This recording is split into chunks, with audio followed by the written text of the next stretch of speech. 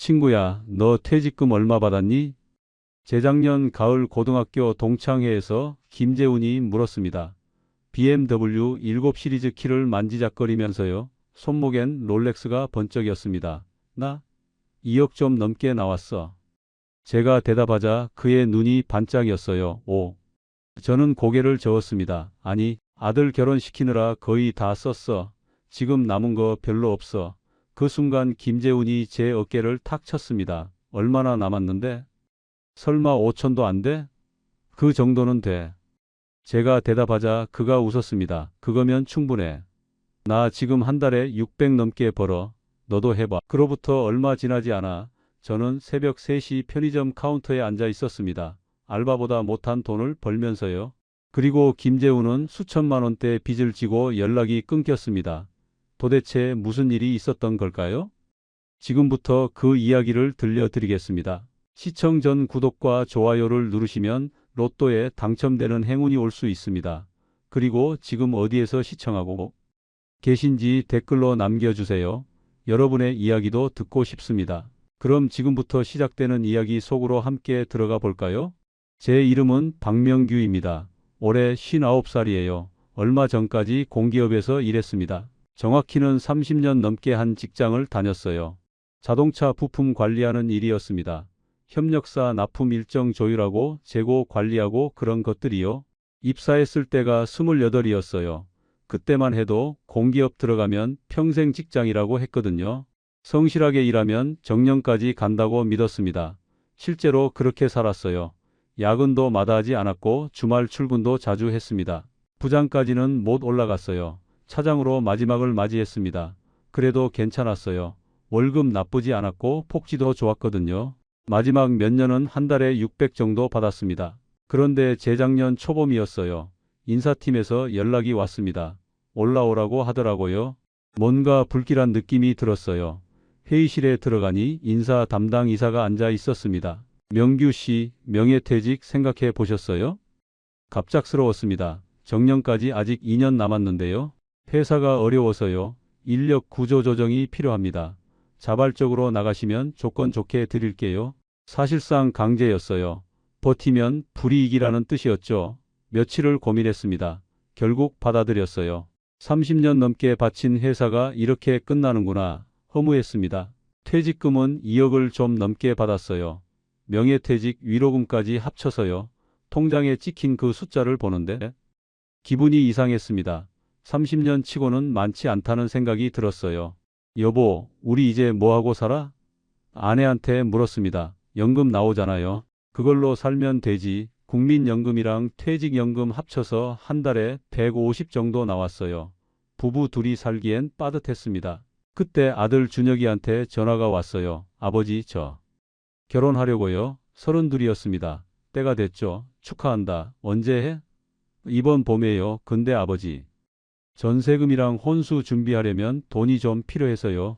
얼마나 필요하냐고 물었습니다. 글쎄요. 전세 보증금만 8천원 있어야 하고요. 혼수랑 예단까지 하면. 준혁이가 말끝을 흐렸어요. 아내랑 의논했습니다. 우리가 얼마나 줄 수 있을까? 다 줘야죠. 외아들인데. 결국 1억 5천을 주기로 했어요. 전세 보증금 8천, 혼수 4천, 나머지는 신혼여행이랑 가전제품 사는데 쓰라고요. 결혼식 날이었습니다. 준혁이한테 봉투를 건넸어요. 아버지가 평생 모은 돈이야. 잘 살아라. 준혁이가 눈물을 글썽였습니다. 고맙습니다. 아버지. 식이 끝나고 집에 돌아왔어요. 아내가 물었습니다. 우리 이제 얼마 남았어요? 계산해 봤습니다. 2억 좀 넘던 돈에서 1억 5천을 빼니 5,800 정도 남았어요. 결혼식 치르느라 쓴 돈까지 빼면 그 정도였습니다. 이걸로 20년을 어떻게 살지? 걱정이 됐어요. 은행 이자를 계산해 봤습니다. 요즘 금리가 연 3% 정도니까 한 해에 150 정도 세금 떼면 더 적겠죠. 한 달로 따지면 12만 원 정도밖에 안 됐어요. 연금 150에 이자 12만 원 더하면 한 달에 160 정도. 월세 안 내는 자가인데도 빠듯했습니다. 관리비 내고 공과금 내고 생활비 쓰면 남는 게 없었어요. 뭐라도 해야겠어. 아내한테 말했습니다. 뭘 하시려고요? 모르겠어. 일단 일자리를 알아봐야지. 인터넷으로 구인 사이트를 뒤졌습니다. 59배 할 수 있는 일이 별로 없더라고요. 경비원 자리는 있었어요. 한 달에 200 정도 주는, 하지만 체면이 걸렸습니다. 30년 넘게 공기업 다녔는데 경비원이라니. 그때였어요. 고등학교 동창회 연락이 왔습니다. 가을이었어요. 명규야, 오랜만에 한번 보자. 동기들이 모인다고 하더라고요. 별 생각 없이 갔습니다. 동창회 장소는 시내 호텔 연회장이었습니다. 20명 정도 모였어요. 다들 비슷한 나이대였죠. 50 중후반에서 60 초반. 들어서자마자 김재훈이 보였습니다. 고등학교 때부터 친했던 친구예요. 그런데 뭔가 달라 보였어요. 깔끔한 정장에 명품 벨트, 손목엔 롤렉스가 번쩍였습니다. 야, 명규야. 재훈이가 반갑게 손을 흔들었어요. 테이블로 다가가니 BMW 차 키가 눈에 띄었습니다. 7 시리즈더라고요. 저도 차는 있지만 10년 넘은 중형차였거든요. 너 차 바꿨냐? 제가 물었습니다. 응, 작년에 바꿨어. 사업이 잘 돼서. 사업이요? 편의점 하거든. 3년 됐어. 편의점이라고요? 솔직히 의외였어요. 재훈이는 대기업 다니다가 퇴직한 걸로 알고 있었거든요. 편의점이 잘 돼?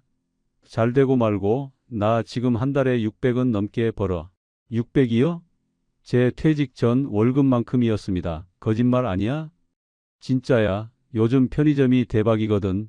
본사에서 다 지원해주고 나는 관리만 하면 돼. 관리만요? 그럼 매일 나가야 하는 거 아니야? 아니지. 알바 쓰면 돼. 나는 오전에 한두 시간 나가서 정산하고 끝이야. 오후엔 골프 치러 가. 부러웠습니다. 저는 재취업도 못하고 있는데. 재훈이는 편하게 돈 벌고 있다니. 너도 해봐. 명규야. 재훈이가 말했어요. 나는 편의점 같은 거 해본 적도 없는데. 그게 뭐 어려워? 본사에서 다 가르쳐줘. 너 꼼꼼하잖아. 딱 맞을 것 같은데. 저녁 식사가 끝나고 2차로 옮겼습니다. 재훈이가 제 옆에 앉았어요. 야, 진심으로 한번 생각해봐. 너 퇴직금 얼마 받았어? 나? 2억 좀 넘게 나왔어. 오. 그럼 편의점 여러 개 할 수 있겠네?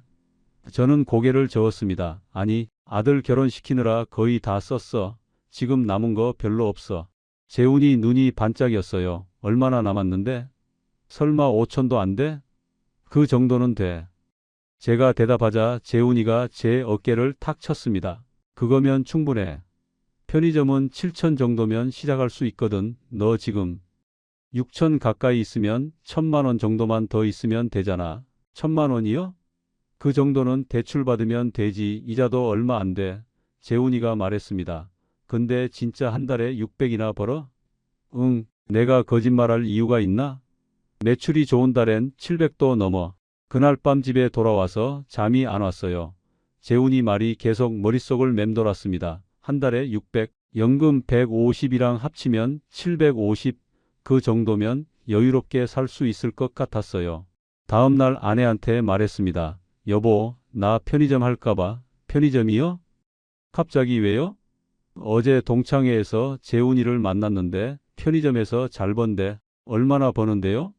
한 달에 600 넘게. 아내 눈이 커졌어요. 정말요? 그렇게 많이요? 응, 알바만 쓰면 우리는 관리만 하면 된대. 그럼 해볼까요? 아내도 긍정적이었습니다. 연금만으로는 빠듯하잖아요. 뭐라도 해야죠. 며칠 후 재훈이한테 전화했어요. 재훈아, 나 진지하게 생각 중인데. 어떻게 시작하면 돼? 오, 결심했어? 좋아. 내가 본사 담당자 연결해 줄게. 일주일 후 본사에서 연락이 왔습니다. 박명규님 맞으시죠? 창업 설명회가 이번 주 토요일에 있는데 오실 수 있으세요? 네, 가겠습니다. 토요일 아침 일찍 일어났어요. 아내랑 함께 본사로 갔습니다. 수도권 어느 도시의 고층 빌딩이었어요. 로비가 깔끔하고 세련됐습니다. 엘리베이터를 타고 올라가니 회의실이 있었어요. 이미 사람들이 20명 정도 앉아 있었습니다. 다들 저희랑 비슷한 나이대였어요. 50 중후반에서 60 초반. 앞에 젊은 직원이 서 있었습니다. 30 중반쯤 돼 보이는 남자였어요. 안녕하세요. 저는 본사 개발팀 정대리입니다. 화면이 켜지면서 그래프가 나왔습니다. 편의점 시장이 매년 성장하고 있습니다. 작년 한 해만 해도 전국 매출이 30조가 넘었어요. 편의점은 불경기에도 강합니다. 왜일까요? 생활 필수품이기 때문이죠. 사람들은 어떤 상황에서도 먹고 마셔야 하니까요. 다음 화면에 성공 사례가 나왔어요. 이분은 작년에 시작하셨는데 지금 한 달에 500 넘게 벌고 계세요. 아침에 2~3시간만 나오시고 나머지는 알바가 다 합니다. 사진 속 사장님이 환하게 웃고 있었어요. 깨끗한 편의점 앞에서요. 저도 저렇게 될 수 있을까 기대가 됐습니다. 초기 비용은 7천 정도면 시작하실 수 있어요. 가맹비 3천에 인테리어는 저희가 지원해 드리고요. 초도 물량이랑 보증금 합쳐서 그 정도예요. 딱 제가 가진 돈에 조금 모자란 금액이었습니다. 대출은 어떻게 하나요? 옆에 앉은 분이 물었어요. 은행 신용대출 받으시면 됩니다. 금리도 요즘 괜찮아요. 설명회가 끝나고 개별 상담이 시작됐습니다. 정 대리가 저희 테이블로 왔어요. 어떠셨어요? 궁금하신 점 있으세요? 월 수익이 정말 500 이상 나올 수 있나요? 제가 물었습니다. 물론이죠. 위치만 좋으면 더 나올 수도 있어요. 박명규 님은 어느 지역 생각하세요? 집 근처면 좋을 것 같은데요. 수도권 어느 도시입니다. 그쪽 괜찮죠? 제가 지금 나온 매물 보여드릴게요. 노트북을 펴더니 지도를 보여줬어요. 여기 역 근처에 매물이 하나 있어요. 유동 인구 많고 오피스텔도 가까워서 손님 꾸준할 겁니다. 예상 매출은요? 1매출 130에서 150 정도 예상됩니다. 월로 치면 4천 정도 되죠. 4천이요? 거기서 마진 빼고 본사목 빼고 나면 사장님 순수익이 한 달에 500에서 600 나옵니다. 500에서 600, 재훈이 말이 맞았어요. 인건비는요? 알바 쓰시면 한 달에 300 정도 드는데요. 사장님이 좀 나오시면 아끼실 수 있죠. 처음엔 사장님이 직접 좀 하셔야 해요. 매장 파악도 하시고 알바 교육도 하셔야 하니까 자리 잡으면 그땐 편하게 관리만 하시면 됩니다. 집에 돌아와서 아내랑 의논했어요. 어떻게 생각해? 괜찮은 것 같아요. 재훈이도 하고 있고. 설명회 들어보니까 안정적일 것 같아요. 근데 돈이 1,000만 원 정도 부족해. 대출 받으면 되잖아요. 이자도 얼마 안 된다고 했잖아요. 고민을 며칠 했습니다. 결국 결심했어요. 은행에 가서 신용대출을 신청했습니다. 1,500을 받았어요. 여유분까지 포함해서요. 본사에 연락했습니다. 계약하려고요. 좋습니다. 사장님, 언제 오실 수 있으세요? 내일 가겠습니다. 다음 날 본사로 갔어요.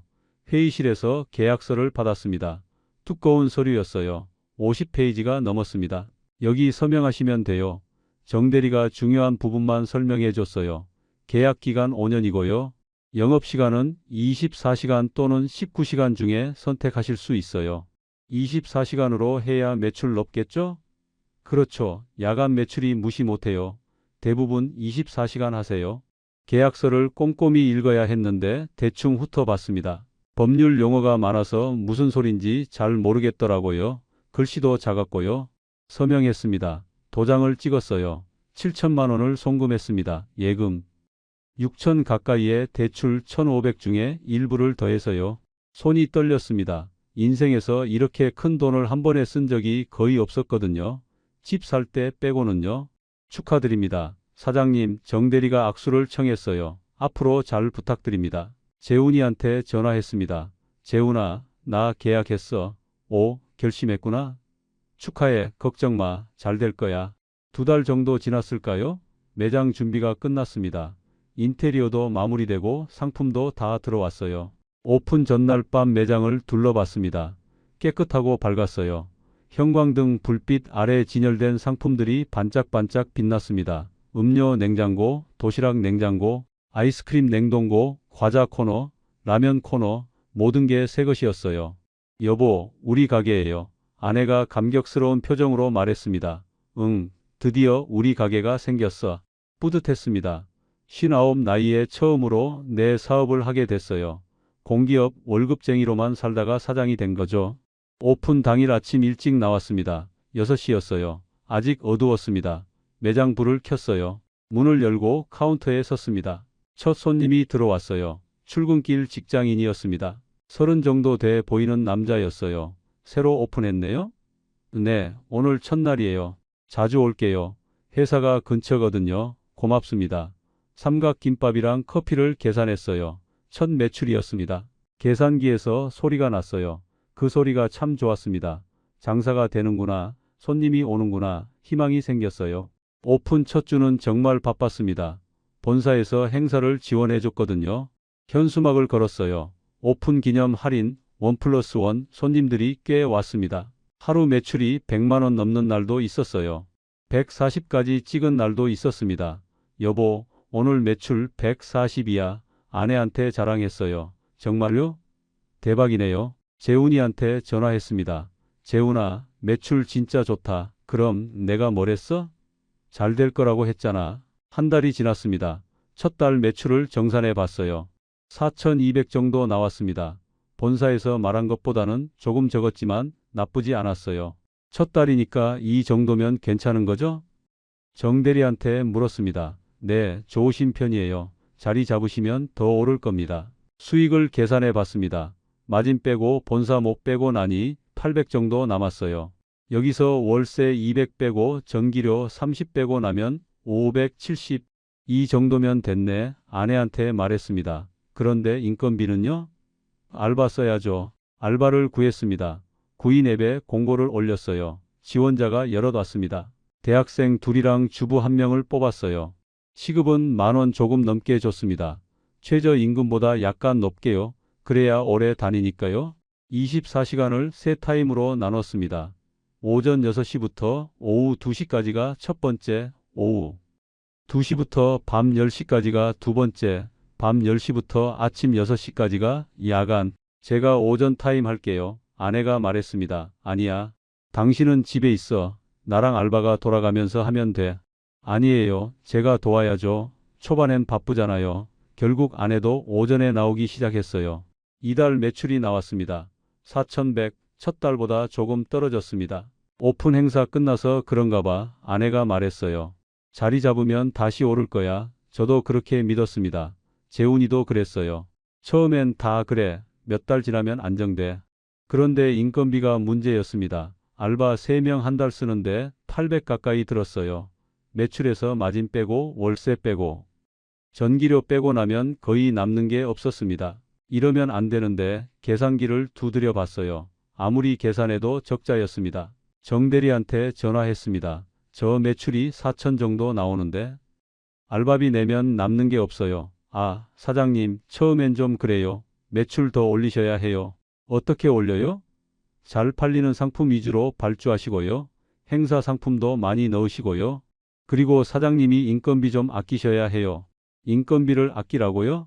네, 처음엔 사장님이 좀 나오셔야 돼요. 다들 그러세요. 알바만 쓰면 된다고 하지 않았나요? 자리 잡으시면 그렇게 하시면 되죠. 지금은 좀 고생하셔야죠. 말이 달랐습니다. 처음엔 관리만 하면 된다고 했잖아요. 오전 2~3시간만 나오면 된다고 했잖아요. 야간 알바를 줄였습니다. 제가 야간에 나가기로 했어요. 밤 10시부터 아침 6시까지 8시간. 당신이 야간을 해요? 나이가 어린데 몸이 버티겠어요? 아내가 말렸습니다. 어쩔 수 없어. 알바비를 아껴야 해. 첫 야간 근무 날이었습니다. 밤 10시에 출근했어요.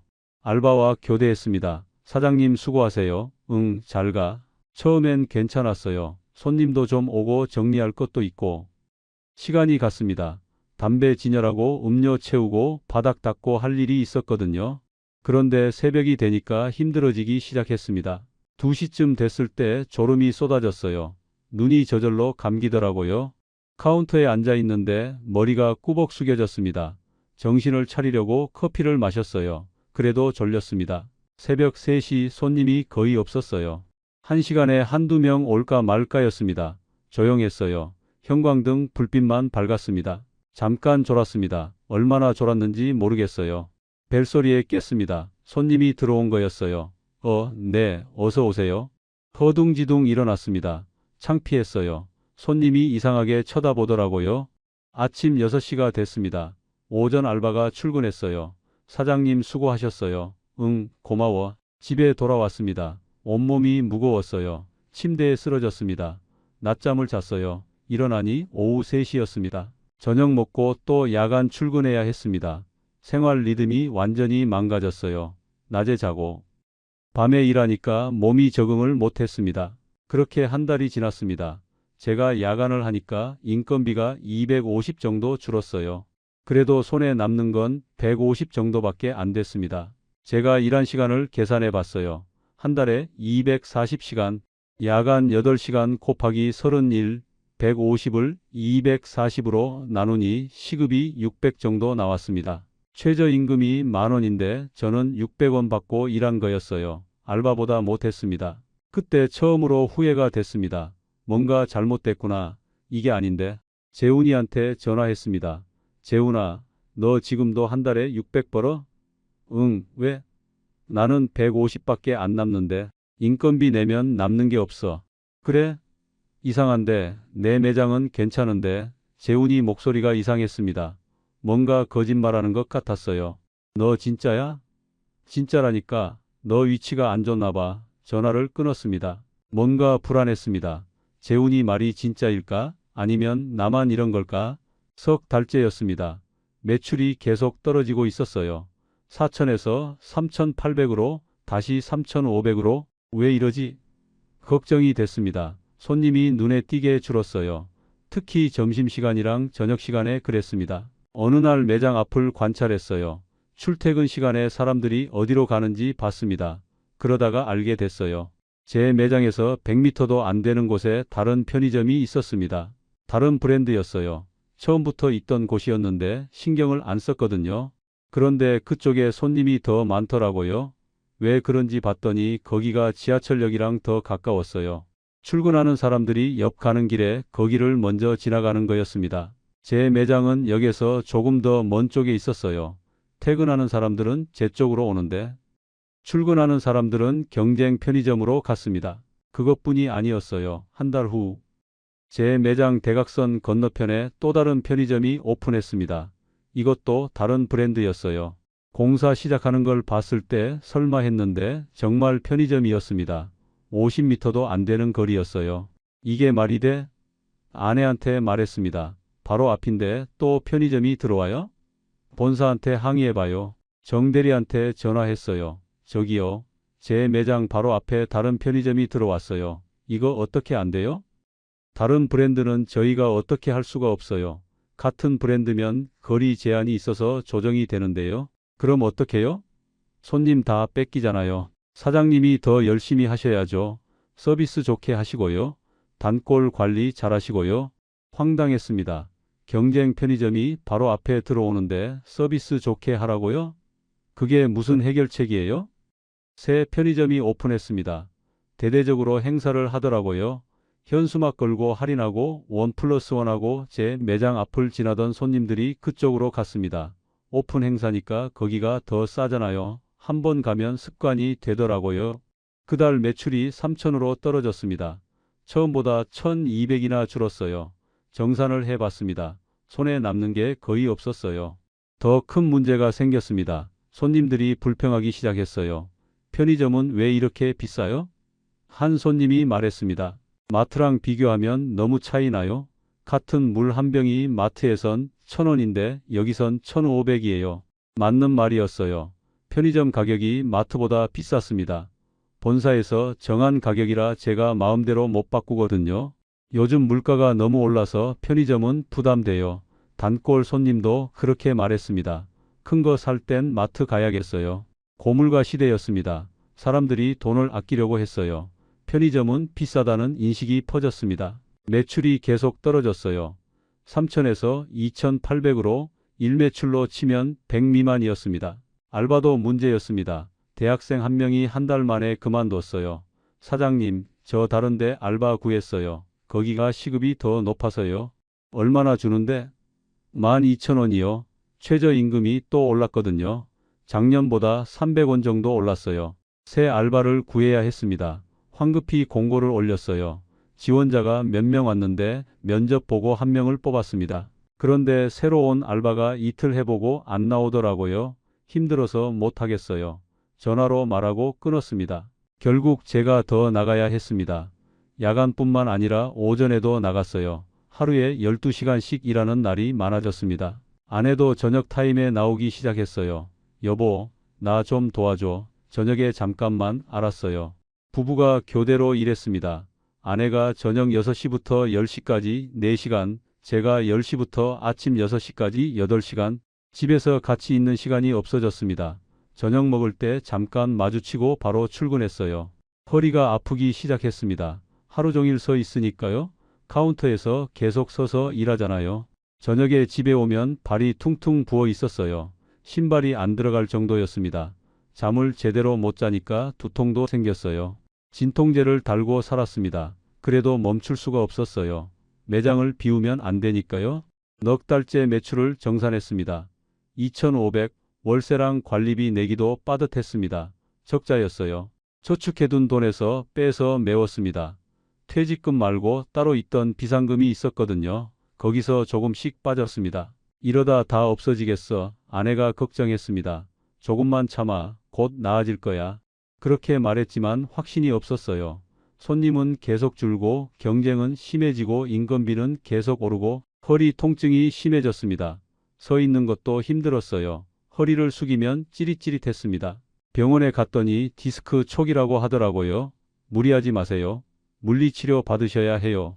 그런데 쉴 수가 없잖아요. 병원 갈 시간도 없었어요.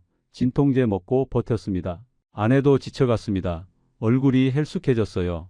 다크서클이 짙어지고 기침도 자주 했습니다. 부부 싸움도 잦아졌어요. 당신이 편의점 하자고 했잖아요. 이게 뭐예요? 아내가 소리쳤습니다. 나도 몰랐어. 이렇게 될 줄. 그만두자고요. 이러다 둘 다 죽어요. 그만두려면 위약금 내야 해. 얼마나요? 모르겠어. 알아봐야 해. 본사에 전화했습니다. 위약금이 얼마예요? 사장님, 지금 계약한 지 몇 개월밖에 안 되셨잖아요. 지금 해지하시면 잔여 기간이 4년 반 정도 남았어요. 위약금이 6,500 정도 나와요. 6,500이요? 네, 계약서에 있는 대로예요. 잔여 기간 비례해서 계산되거든요. 그리고 원상 복구 비용도 드세요. 인테리어 철거하고 정리하는데 500 정도 더 들어요. 7천만 원이었습니다. 처음 투자한 돈 그대로 토해내야 한다고요? 그럼 남는 게 하나도 없잖아요. 아니, 그동안 적자 본 거 생각하면 빚만 남는 거예요. 전화기를 들고 멍하니 서 있었습니다. 눈앞이 캄캄했어요. 못 나가겠구나. 갇혔구나. 그날 밤 인터넷을 검색했어요. 편의점 폐업, 편의점 위약금, 검색 결과가 쏟아졌습니다. 편의점 점주들이 모여있는 카페를 찾았어요. 가입하고 글을 읽어봤습니다. 저 같은 사람들 이야기가 수백 개였어요. 저도 위약금 못 내서 3년째 버티고 있어요. 들어올 때는 마음대로인데 나갈 때는 아니에요. 개미지옥이에요. 한번 들어가면 못 나와요. 읽으면서 소름이 돋았습니다. 나만 당한 게 아니었구나. 이렇게 많은 사람들이 고통받고 있구나. 더 무서운 글도 있었어요. 일본에서 편의점 점주가 자살했대요. 클릭해서 읽어봤습니다. 점장이 반년 동안 하루도 못 쉬고 일하다가 목숨을 끊었대요. 알바가 결근하면 점주가 나가야 하니까 새벽에도 출근했대요. 수면 시간이 하루 2시간이었대요. 유서에 이렇게 적혀 있었대요. 쉬지 않고 장시간 근무가 당연하다. 아무리 일해도 나만 힘들다. 소름이 돋았습니다. 남의 나라 얘기가 아니었어요. 저도 그렇게 될 수 있겠구나. 한국에서도 비슷한 일이 있었대요. 편의점 점주가 운영난과 위약금 부담으로 극단적인 선택을 했다는 기사가 있었어요. 아내한테 말했습니다. 여보, 우리 이러다 진짜 죽겠어. 어떡해요? 모르겠어. 근데 이대로는 안 돼. 둘이서 한참을 얘기했습니다. 울기도 했어요. 결론은 하나였습니다. 버티자. 일단 버티자. 위약금 낼 돈도 없으니까 계약 기간 채울 때까지 버티자. 5년, 앞으로 4년 반. 기나긴 시간이었습니다. 반년이 지났습니다. 매출은 계속 떨어졌어요. 2,300까지 내려갔습니다. 손에 남는 게 없었어요. 오히려 매달 적자였습니다. 비상금이 계속 빠져나갔습니다. 어느 날 오전이었어요. 매장에서 정산하고 있는데 전화가 왔습니다. 모르는 번호였어요. 여보세요? 명규야, 나 동기 철수야. 고등학교 동기였습니다. 철수야, 오랜만이다. 명규야, 너 재훈이 소식 들었어? 재훈이? 무슨 소식? 재훈이가 편의점 접었대. 뭐라고요? 편의점 망했대. 한 달 전쯤 폐업했다던데. 머리가 멍해졌습니다. 그게 무슨 소리야? 재훈이가 빚이 엄청 많았나 봐. 편의점 적자 보다가 결국 못 버텼대. 전화를 끊고 재훈이한테 전화했습니다. 받지 않았어요. 다시 걸었습니다. 또 안 받았습니다. 문자를 보냈어요. 재훈아, 나 명규야. 전화 좀 받아. 답장이 없었습니다. 사흘이 지났습니다. 재훈이한테서 연락이 왔어요. 문자였습니다. 미안해. 연락 못했어. 지금 상황이 안 좋아. 전화를 걸었습니다. 이번엔 받았어요. 재훈아, 응. 목소리가 풀이 죽어 있었습니다. 너 편의점 접었다며? 응, 왜? 잘 된다고 하지 않았어? 한참 침묵이 흘렀습니다. 명규야. 미안해. 뭐가 미안해? 나 거짓말했어. 거짓말이요? 한 달에 600 번다고 했잖아, 그거. 거짓말이야. 뭐? 실은 나도 적자였어. 한 달에 300씩 빠져나갔어. 1년 넘게 그랬어. 믿을 수가 없었습니다. 그럼 왜 나보고 하라고 했어? 나도 혼자 당하기 싫었나 봐. 그리고 본사에서 소개비 준다고 했거든. 소개비요? 응, 새 점주 소개하면 수백씩 줘. 나 그 돈이 필요했어. 숨이 막혔습니다. BMW는? 롤렉스는? BMW는 리스야. 한 달에 150씩 빠져나가. 롤렉스는 중고 짝퉁이야. 이 자식아. 소리쳤습니다. 너 때문에 내가 지금 어떻게 되는지 알아? 미안해. 정말 미안해. 미안하면 다야? 너 때문에 나 죽게 생겼어. 나도 죽고 싶어. 지금 빚이 8천 넘어. 8천이요? 위약금이랑 대출이랑 합쳐서. 이제 감당이 안 돼. 재훈이 목소리가 떨렸습니다. 나 연락 못할 것 같아. 채권자들 피해 다녀야 해. 야, 재훈아. 전화가 끊겼습니다. 다시 걸었습니다. 받지 않았어요. 문자를 보냈습니다. 답장이 없었습니다. 그 이후로 재훈이는 연락이 끊겼습니다. 전화번호도 바뀌었어요. 집도 이사간 것 같았습니다. 매장에 주저앉았습니다. 머리를 감싸 쥐었어요. 친구가 나를 속였어. 돈 때문에, 소개비 때문에. BMW는 리스였어. 롤렉스는 짝퉁이었어. 한 달에 600 버는 것도 거짓말이었어. 모든 게 연극이었어. 그날 밤 아내한테 말했습니다. 재훈이가 우릴 속였어. 뭐라고요? 편의점 잘 된다는 거 다 거짓말이었어. 본사 소개비 받으려고 나보고 하라고 한 거야. 아내가 울기 시작했습니다. 그럼 우리는? 친구 믿고 시작한 건데? 응, 우리가 바보였어. 분노가 치밀었습니다. 재훈이한테, 본사한테, 그리고 저 자신한테. 왜 의심하지 않았을까? 왜 확인하지 않았을까? 본사는 왜 직영을 안 하고 가맹점을 늘릴까? 처음에 했던 의심이 떠올랐습니다. 그때 그 의심을 믿었어야 했어요. 답은 간단했습니다. 직영은 리스크가 있으니까. 망하면 본사가 손해니까. 가맹점으로 하면 리스크는 점주가 지고 본사는 무조건 이익이니까. 가맹비로 돈 벌고 로열티로 돈 벌고 폐업하면 위약금으로 돈 벌고 본사는 어떻게 해도 손해가 안 나는 구조였어요. 편의점 점주 카페를 다시 들어가 봤습니다. 글을 하나하나 읽었어요. 본사는 흥하고 점주는 곡소리, 가맹점 금물, 개미지옥, 프랜차이즈 하지 마세요. 모두가 경고하고 있었습니다. 저는 왜 이 카페를 미리 찾아보지 않았을까? 동창회 가기 전에 검색만 했어도 후회가 밀려왔습니다. 아들한테 1억 5천을 주지 말았어야 했어.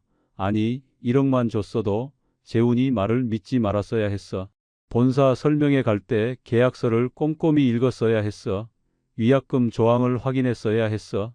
편의점 점주 카페를 먼저 찾아봤어야 했어. 하지만 이미 늦었습니다. 돌이킬 수 없었어요. 밤새 잠을 못 잤습니다. 새벽 3시 편의점 카운터에 앉아서 생각했어요. 앞으로 4년을 더 버텨야 해. 4년이면 1300일이 넘어. 하루하루가 지옥인데 그걸 1300번 넘게 반복해야 해. 손님이 들어왔습니다. 어서 오세요. 웃으며 인사했어요. 하지만 마음속으로는 울고 있었습니다. 재훈이는 도망갔어. 빚 8천을 지고 저는 도망갈 수도 없어. 위약금이 7천이니까. 아들 준혁이한테 전화가 왔습니다. 아버지, 설날인데 왜 안 오세요? 바빠서 편의점 해야 돼. 아, 그럼 다음에 시간 되실 때 오세요. 준혁이는 몰라요. 제가 왜 편의점을 하는지. 1억 5천, 준혁이한테 쏟아부은 돈. 그 돈만 있었으면 지금 이러지 않았을 텐데. 아니, 그 돈 있었으면 편의점 안 했겠지. 결국 준혁이 때문에? 아니야, 내 잘못이지. 내가 욕심냈으니까. 더 벌고 싶었으니까. 아내 목소리가 들렸습니다. 당신 교대할게요. 아침 6시였어요. 응, 고마워. 집에 가는 길에 하늘을 봤습니다. 해가 뜨고 있었어요. 새로운 하루가 시작되는데 저는 끝나가고 있었습니다. 1년이 지났습니다. 365일 하루도 쉬지 못했어요. 설날에도 매장에 나갔습니다. 아침에 잠깐 집에 가서 세배하고 바로 출근했어요. 아들 준혁이 집에 갔었는데 얼굴만 보고 나왔습니다. 아버지 설날인데 일하세요? 어쩔 수 없어. 알바가 없어. 준혁이가 안쓰러운 눈으로 쳐다봤어요. 추석에도 마찬가지였습니다. 명절 연휴 내내 매장에 있었어요. 가족 모임에 못 갔습니다. 손주 돌잔치에도 못 갔어요. 준혁이가 돌잔치 한다고 했는데 그날도 알바가 없었습니다. 아버지 꼭 오셔야 해요. 첫 손주 돌잔치잖아요. 미안해, 못 갈 것 같아. 전화 너머로 며느리 목소리도 들렸습니다. 뭔가 불만스러운 말투였어요. 마음이 아팠습니다. 손주 돌잔치도 못 가는 할아버지가 됐어요. 1억 5천을 쏟아부었는데 1년간 총 매출을 정산해 봤습니다. 3억 5천 정도였어요. 월 평균으로 치면 2,900, 처음에 예상했던 4천과는 거리가 멀었습니다. 판매 이익이 9,800, 본사 못 빼고 제 몫이 6,800 정도였어요. 여기서 고정 비용을 뺐습니다. 월세가 1년에 2,400, 관리비 240, 전기료 360, 기타 비용 200, 남은 돈이 4,600이었어요. 1년에 4,600, 월로 치면 380 정도. 나쁘지 않아 보이죠? 그런데 여기서 빠진 게 있어요. 제 인건비요. 저랑 아내가 일한 시간을 계산해 봤습니다. 저는 하루 평균 12시간 일했어요. 야간이랑 오전이랑 해서요. 365일 곱하면 4,380시간이었습니다. 아내는 하루 평균 4시간 일했어요. 저녁 타임이요. 365일 곱하면 1,460시간이었습니다. 둘이 합쳐서 5,840시간이었어요. 4,600을 5,840으로 나눠봤습니다. 시급 800원 정도 나왔습니다. 시급 800원, 최저임금이 만원인데 저랑 아내는 800원 받고 일한 거예요. 최저임금의 12분의 1이었습니다. 제가 편의점에서 알바를 했으면요. 시급 만원 곱하기 4,380시간, 4,380만 원을 벌었을 거예요. 아내도 알바를 했으면요. 시급 만원 곱하기 1,460시간, 1,460만 원을 벌었을 거예요. 둘이 합치면 6,450만 원이에요. 그런데 사장으로서 번 돈은 4,600만 원이에요. 알바로 일했으면 1,850만 원을 더 벌었어요. 아니, 그것도 아니에요. 사장으로서 투자한 돈이 7천만 원이잖아요. 그 돈을 은행에 넣어뒀으면 이자라도 받았을 거예요. 연 3%면 210만 원이에요. 세금 빼면 180 정도. 알바로 일하면서 퇴직금을 은행에 넣어뒀으면요. 6,450에 180 더하면 6,630. 제가 번 4,600보다 2천 넘게 많아요. 결론이 뭐예요? 저는 사장이 되겠다고 7천만 원을 투자하고 1년에 5,800시간을 부부가 일해서 알바보다 2천만 원을 덜 번 거예요. 아내한테 계산 결과를 보여줬어요. 우리 1년 동안 일해서 번 거 시급 800원이야. 아내가 한참 숫자를 들여다봤어요. 그러다가 울기 시작했습니다. 이게 뭐예요? 우리가 뭘 한 거예요? 1년 동안 죽도록 일했는데 명절도 못 쉬고 손주 돌잔치도 못 가고 그래서 번 게 이거예요? 저도 눈물이 났어요. 둘이서 울었습니다. 당신이 편의점 하자고 했잖아요. 아내가 소리쳤습니다. 당신이 재훈이 말 믿고 시작했잖아요. 나도 몰랐어. 이렇게 될 줄. 그럼 왜 확인을 안 했어요? 왜 그냥 믿었어요? 재훈이가 친구잖아. 친구가 거짓말할 줄 알았어? 친구 믿고 우리 인생 망쳤네요. 아내가 울면서 말했습니다. 그리고 준혁이한테 1억 5천을 왜 줬어요? 준혁이 얘기가 나오니 더 화가 났습니다. 그럼 안 줬어야 했어? 내 아들인데 1억이면 됐잖아요. 왜 1억 5천을 줘요? 그때는 우리 돈 충분한 줄 알았지. 그 돈만 있었으면 지금 이렇게 안 됐을 거잖아요. 맞는 말이었어요. 그날 밤 혼자 생각했습니다. 1억 5천, 준혁이한테 준 돈, 그 돈이 없어서 편의점을 시작한 거잖아. 남은 돈 6천으로는 부족하다고 생각했잖아.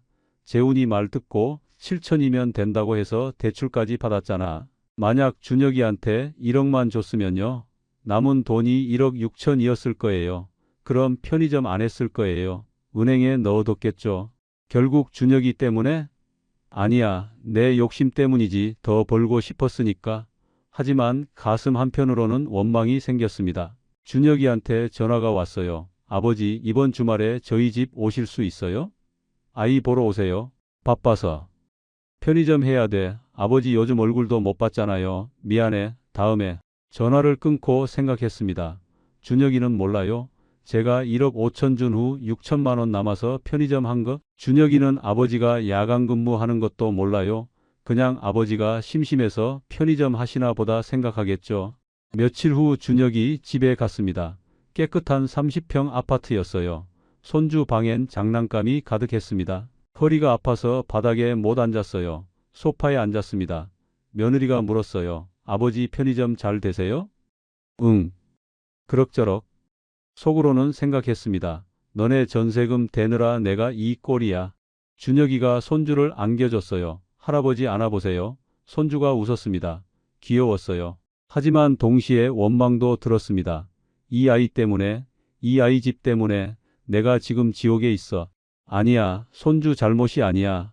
내 잘못이지. 내가 바보였던 거지. 1시간쯤 있다가 일어났습니다. 나 가봐야겠다. 매장 봐야 해. 벌써요? 저녁 드시고 가세요. 아니야, 바빠서. 집에 가는 길에 울었습니다. 차 안에서 혼자 울었어요.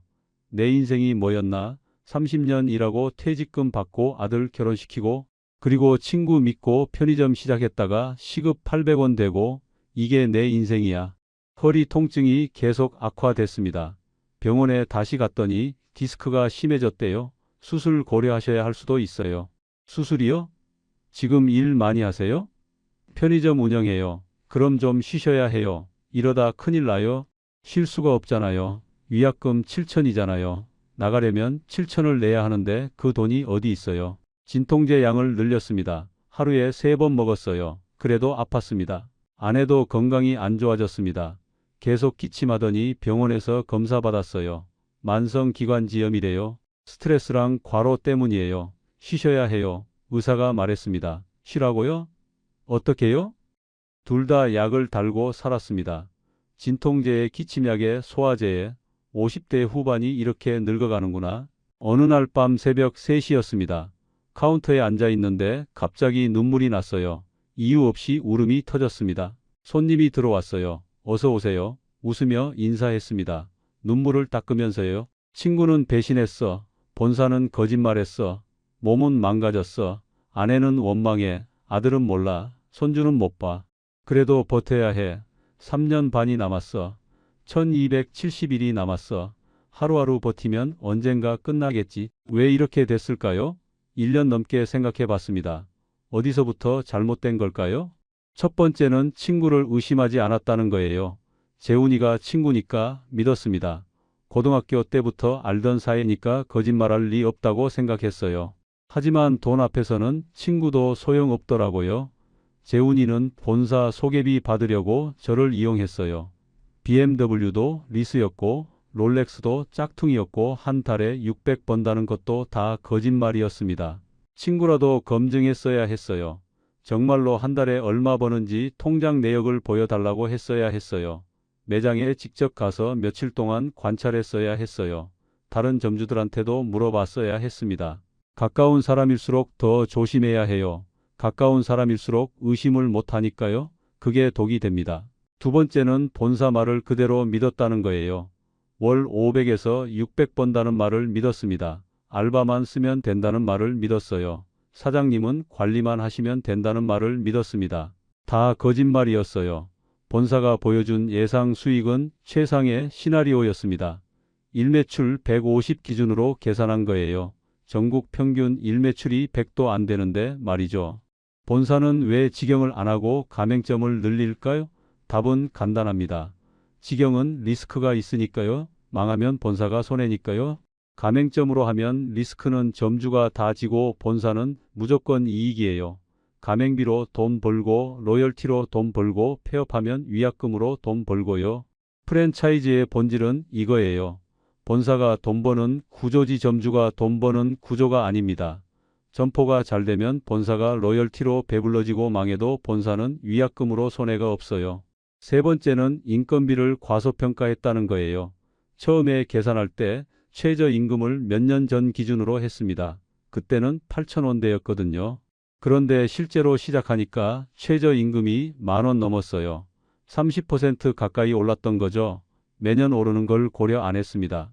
24시간 운영하려면 알바가 최소 3명은 필요해요. 한 달에 800에서 900이 들어요. 이 비용을 감당하려면 일매출이 최소 150은 넘어야 합니다.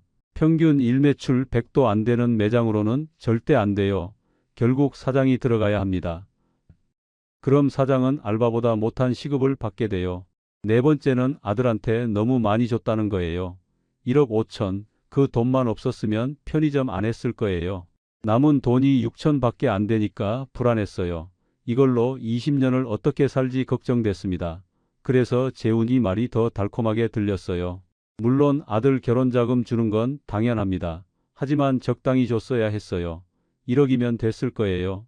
나머지 5천은 비상금으로 남겨뒀어야 했습니다. 자식 사랑은 좋지만 내 노후도 생각해야 해요.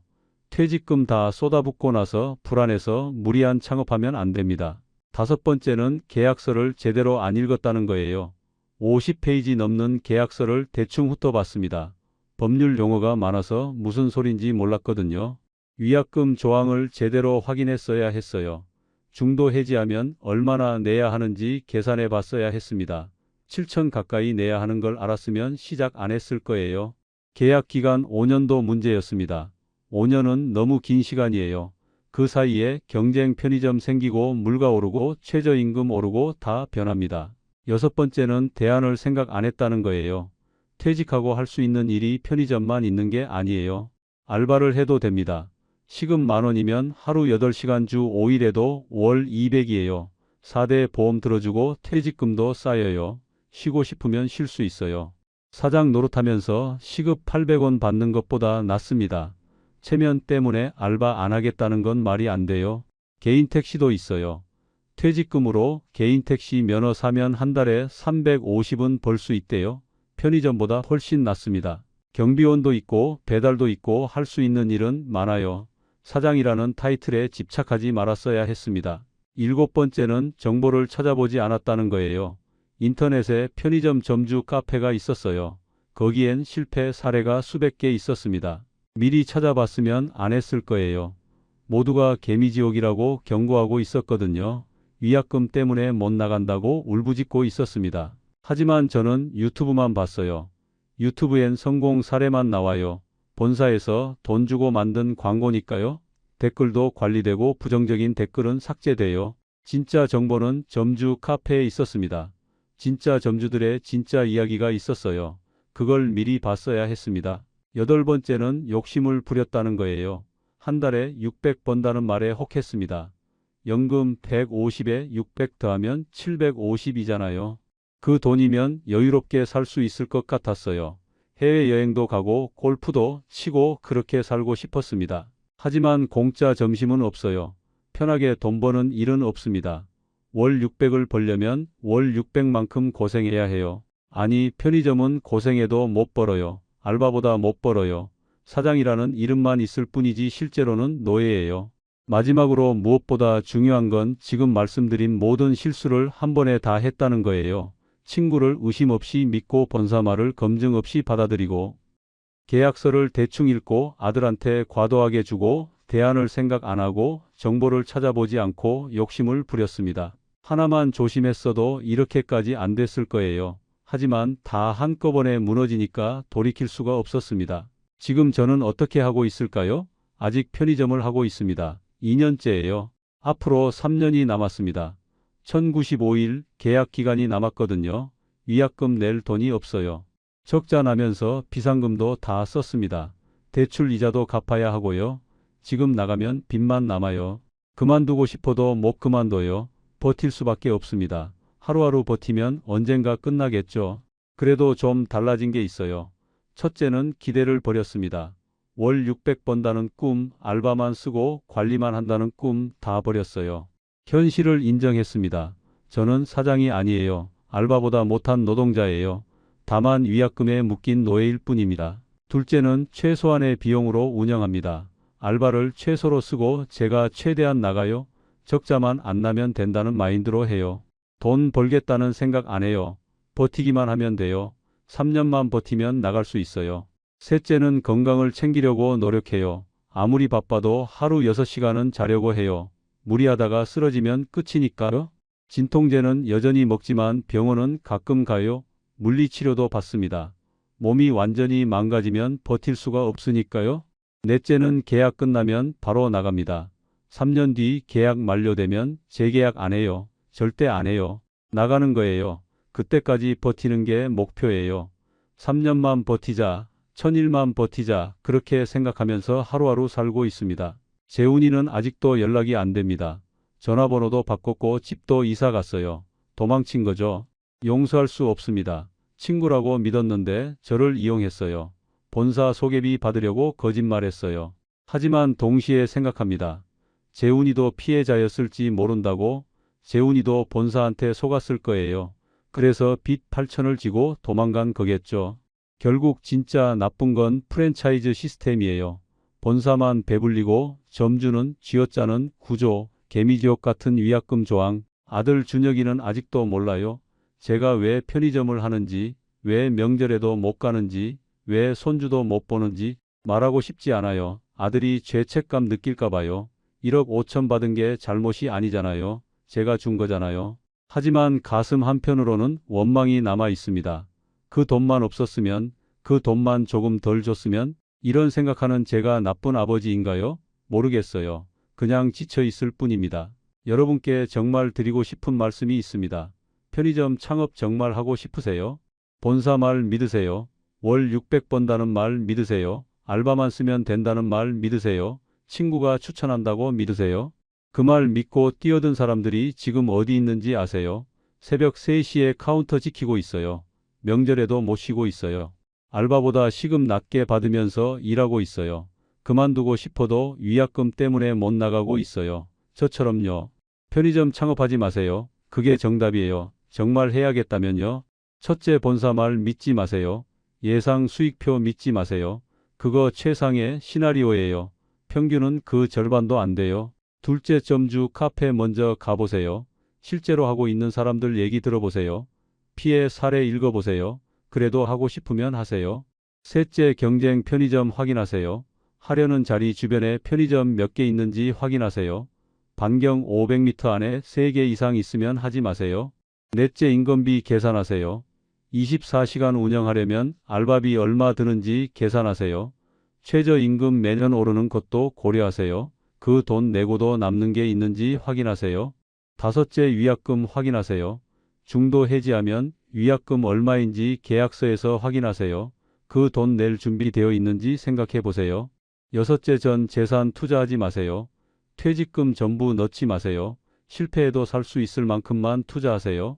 일곱째, 직접 일할 각오하세요. 알바만 쓰면 남는 거 없어요.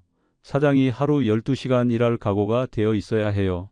여덟째, 친구 말도 검증하세요. 아무리 친한 친구라도 돈 앞에서는 달라질 수 있어요. 통장 내역 보여달라고 하세요. 이 8가지 다 확인하고도 하고 싶으면 하세요. 저는요, 8개 다 확인 안 하고 했어요. 결과는 7천만 원 날리고 2년째 새벽에 카운터 지키고 있어요. 시급 800원으로요. 차라리 알바를 하세요. 그게 정답이에요. 알바하면요, 시급 10,000원 받아요. 주 40시간 일하면 월 200 벌어요. 4대 보험 들어주고 퇴직금도 쌓여요. 쉬고 싶으면 쉴 수 있어요. 그만두고 싶으면 2주일 전에 말하면 돼요. 편의점 사장하면요, 시급 800원 받아요. 주 80시간 일해요. 보험 없어요. 쉬고 싶어도 못 쉬어요. 그만두고 싶으면 7천만 원 내야 해요. 뭐가 나아요? 알바가 나아요. 사장 체면 버리고 알바하세요. 그게 정답이에요. 개인 택시도 좋아요. 퇴직금으로 면허 사면 한 달에 350 벌 수 있어요. 편의점보다 훨씬 낫습니다. 경비원도 있고 배달도 있고 할 수 있는 일은 많아요. 편의점이 유일한 선택지가 아닙니다. 3년 후 저는 편의점을 나갈 거예요. 그리고 아마 경비원을 할 것 같아요. 체면? 이제 그런 거 없어요. 30년 공기업 다녔던 게 뭐가 중요해요. 지금 중요한 건 생존이에요. 아내랑 건강하게 살아남는 거예요. 여러분은 저처럼 되지 마세요. 친구 말 믿고 퇴직금 날리지 마세요. 프랜차이즈 개미지옥에 빠지지 마세요. 편의점은 절대 안전한 창업이 아닙니다. 불패 신화는 거짓말이에요. 본사만 배불러지는 구조예요. 지금 이 순간에도 전국에서 수천 명의 점주가 저처럼 고통받고 있어요. 위약금 때문에 못 나가서 버티고 있어요. 우리의 이 사연이 마음에 남았다면 좋아요를 눌러주세요. 그리고 소중한 사람들과 함께 이 이야기를 나눠주시길 바랍니다. 여러분의 한마디가 누군가에겐 큰 위로가 될 수 있습니다. 특히 퇴직하고 편의점 하려는 부모님이 계시다면 꼭 이 영상을 보여주세요. 하지 말라고 말려주세요. 7천만 원 날리지 말라고, 시급 800원 되지 말라고, 개미지옥에 빠지지 말라고. 영상이 마음에 드셨다면 구독과 좋아요 응원 부탁드립니다. 감사합니다. 저는 오늘도 새벽 3시에 편의점 카운터에 앉아 있을 거예요. 1095일 중 하루를 또 버티면서요. 언젠가 이 악몽이 끝나기를 바라면서요. 여러분은 이 악몽을 시작하지 마세요. 그게 제가 7천만 원 날리고 배운 교훈입니다. 여러분은 공짜로 배워가세요. 감사합니다.